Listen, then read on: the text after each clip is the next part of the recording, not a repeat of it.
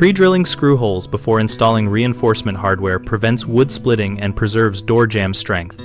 When you pre-drill, choose a drill bit that is slightly smaller than the screw shank so the threads still bite while the core of the screw displaces less wood. For dense hardwoods, pick a bit closer to the inner core diameter to reduce insertion torque and the chance of splitting. Drill to a depth that matches the screw length using a tape stop or depth collar so you avoid bottoming out or cracking through. Countersink shallow trim and reinforcement plates so heads sit flush and do not create leverage points that can lift the wood.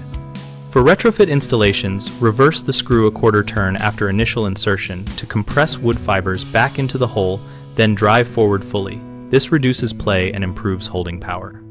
Always drive final screws with an impact driver on controlled torque rather than a standard drill to seat screws rapidly without over-torquing and to minimize heat and wandering that can create microcracks.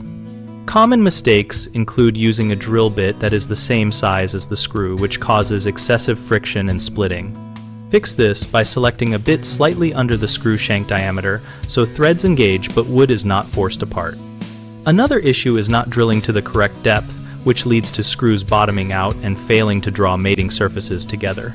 Use a depth stop or mark the bit with tape and verify depth before driving the screw. A third problem is over-tightening with a standard drill which strips or crushes the wood fibers.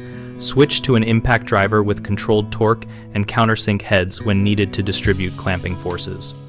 BigHomeProjects.com connects homeowners with local contractors and provides project information related to door jamb reinforcement and screw hole preparation so we can help you find someone familiar with best practices. We also host a community discussion forum where we share tips, ask questions, and let contractors and homeowners network to find or offer work.